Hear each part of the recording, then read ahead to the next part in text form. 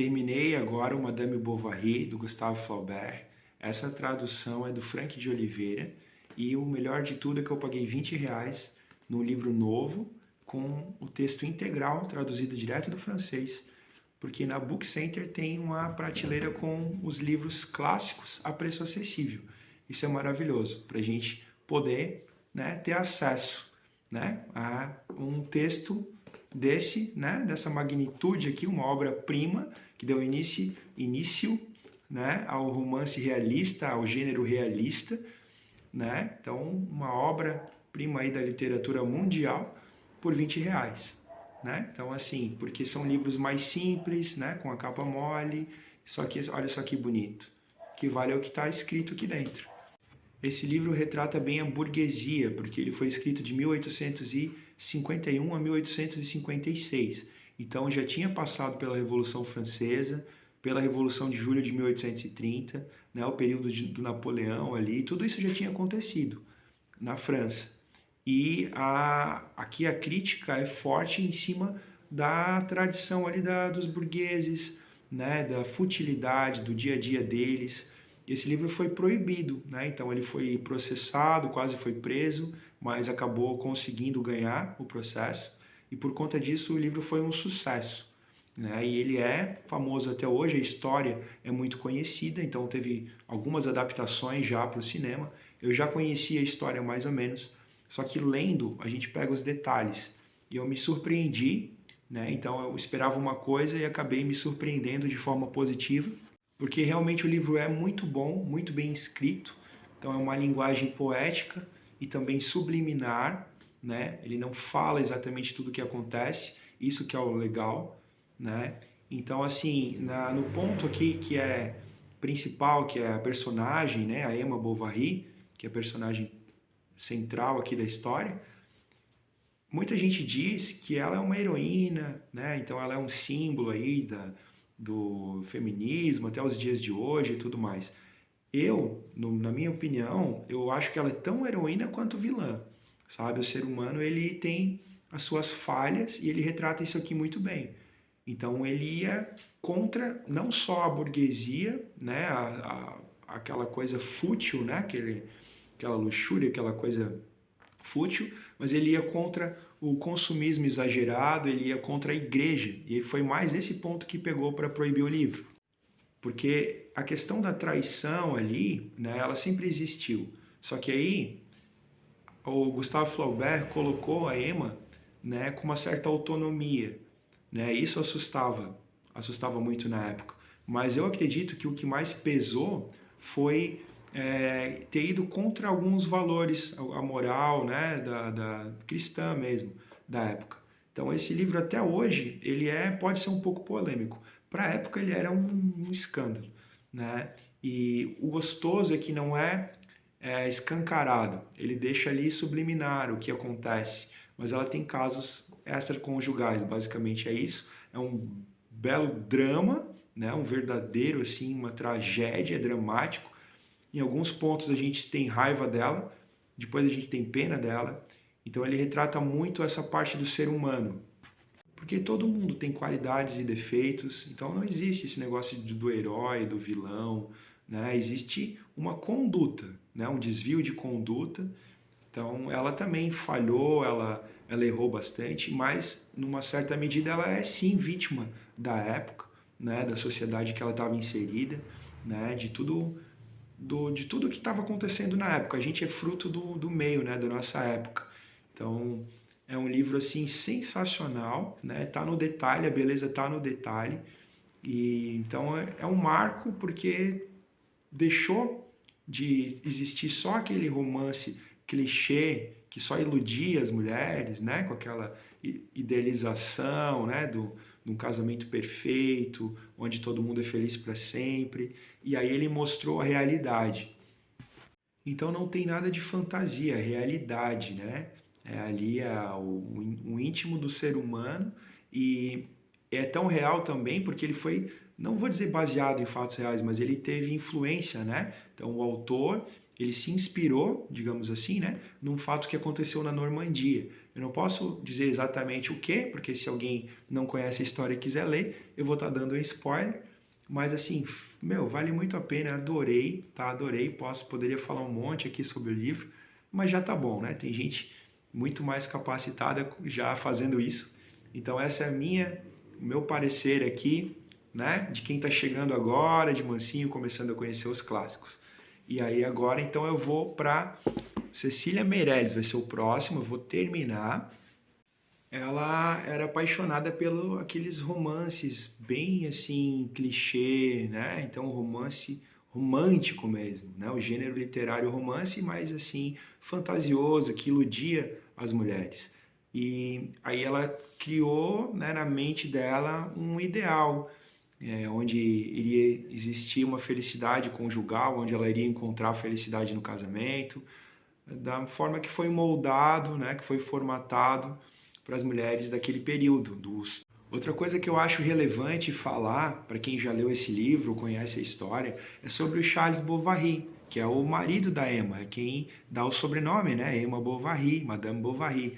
Então, todo mundo fala, até hoje eu nunca vi ninguém, não vou dizer defender, né? Mas ninguém vê o lado do cara ali. Ele era fraco, ele era frouxo, realmente, um cara sem ambição, né? Então, ela não satisfazia as necessidades dela, né? Ela tinha desejo, tinha fogo, ela queria viver, né? Tinha ambição, né? E ele era na dele, assim, pacato. Só que ele tem um lado humano muito bonito que também, né? Às vezes a pessoa não aborda esse lado, não vê dessa perspectiva.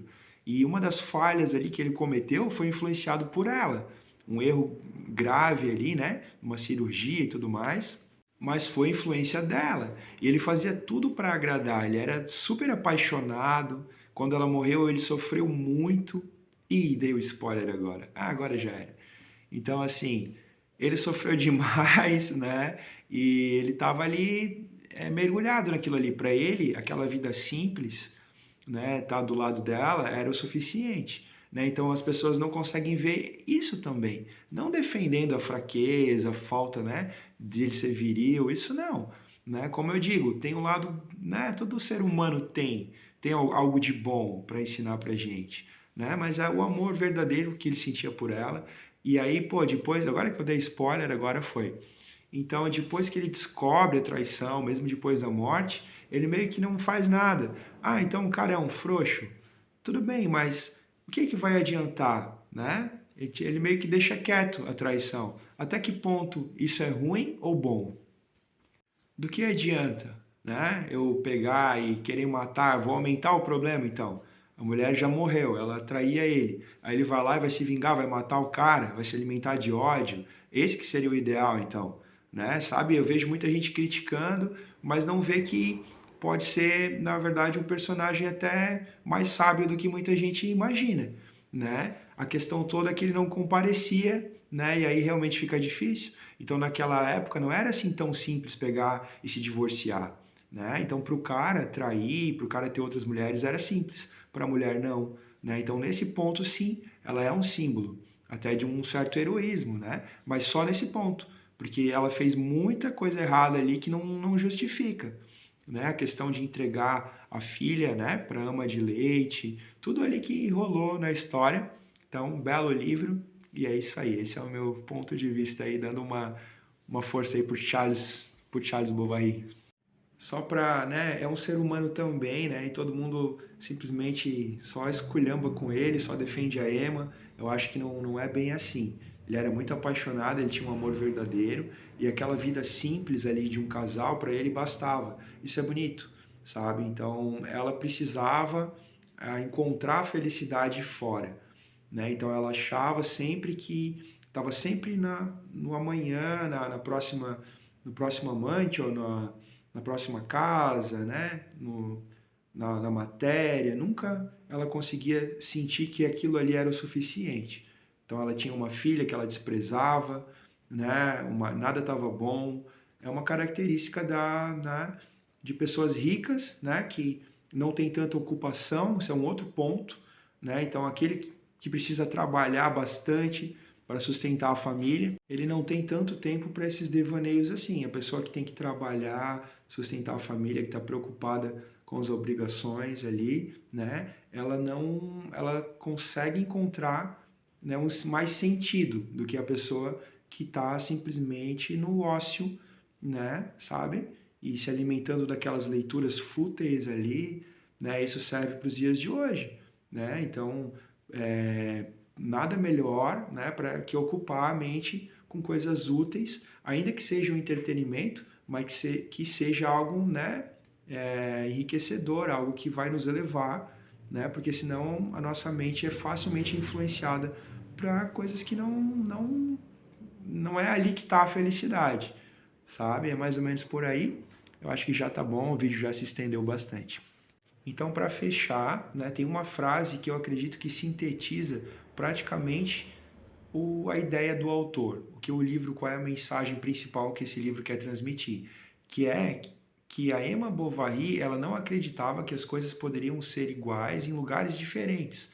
Ela achava que tinha que estar conquistando, mudando para conseguir ser feliz. Então ela projetava a felicidade dela fora, em outras pessoas, em outras coisas, em outros lugares.